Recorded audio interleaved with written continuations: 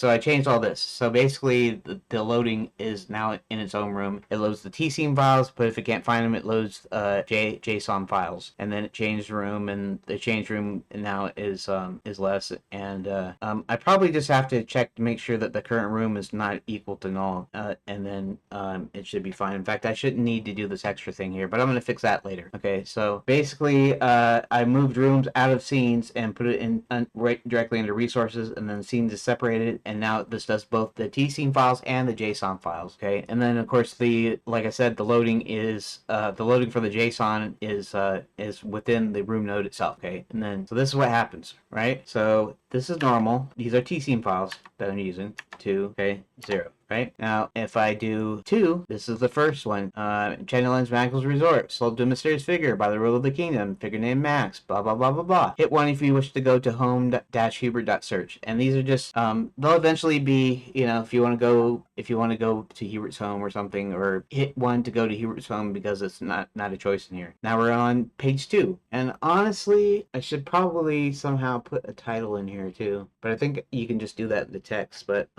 Hubert walks around his home. Is acting cells in a figure course of action. Yeah, that's the one thing that I didn't think about, because I need to actually label the actual location, maybe. Anyways, one, see, and it goes through all the rooms. So there you go. Now it works. Okay, so today I didn't get so much done as I did kind of fix some bugs and streamlined and kind of refactored some code. So this used to generate an error, but now it doesn't. So we go to the first JSON-based room. Enchanted Lands Magical Resort, sold a mysterious figure. This is just stuff that happens that will eventually be turned into a actual room or page or location in the finished game.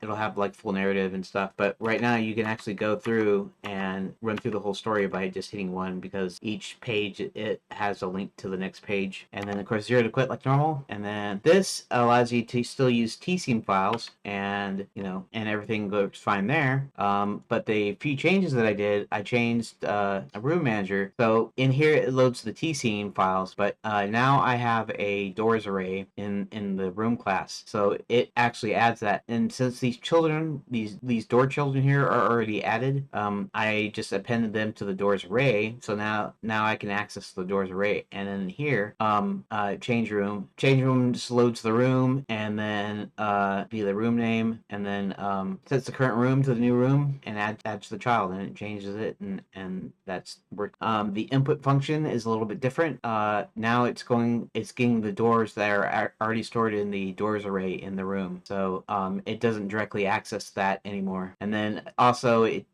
exits if the current room doesn't exist here. The room class is changed a little bit from yesterday. I added a new doors array, and now I add the doors to the doors array. I also add the ID, both the room ID and the door IDs into the class, so that each of them have an ID thing. And then in the door, I created a static creation class here, and that was about it. And you can see everything still works like normal. 1, 0 to exit, and that's about what I did today. And so that's pretty good, I think. And we'll see what I get done tomorrow.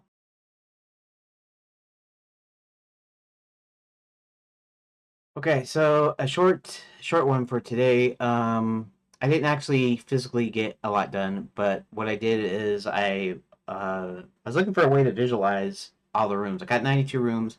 I got to start making like decision points, a decision tree basically, and I was trying to look at different ways of doing that. I was looking at draw.io here, which is okay. I was looking at this tutorial about tool scripts because I'm going to need to use that. And what a tool script is it makes it update in the editor, so I can use the editor as a tool at the same time as the game engine.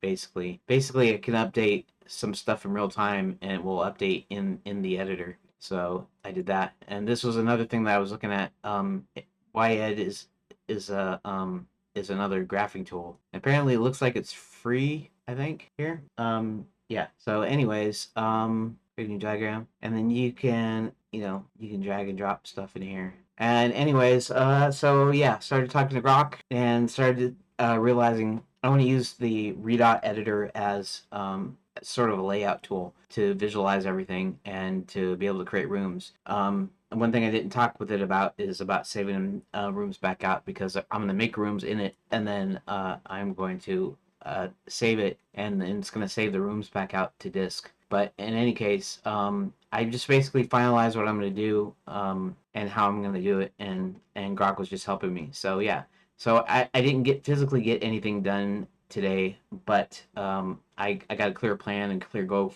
for tomorrow, and for, it'll probably be a few days. It'll probably be next week. I probably won't get this completely done by the end of April. Probably be the end of May, more than likely, just the way things seem to work. But we'll see. Any progress is good progress, and this is still progress. At least I have an idea what I'm doing tomorrow. I just had this discussion, and Grok really helped with that. So yeah, so that's about it.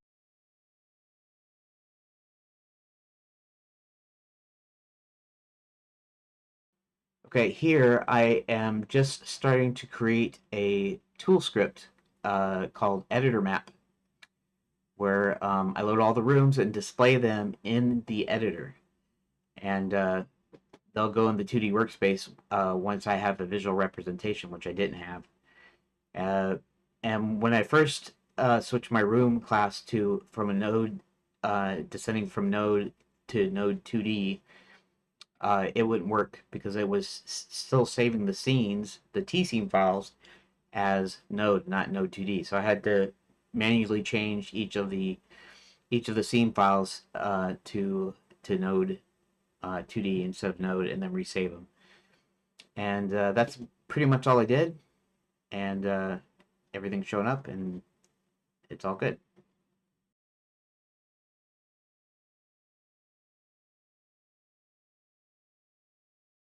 Friday, March 21st, 2025. Today, what I got done is basically I got the doors displaying. And I had these rooms displaying, but I kind of renamed them. I reformatted a little bit. I added the doors, so these are the actual doors in the rooms here. Everything still works like it did.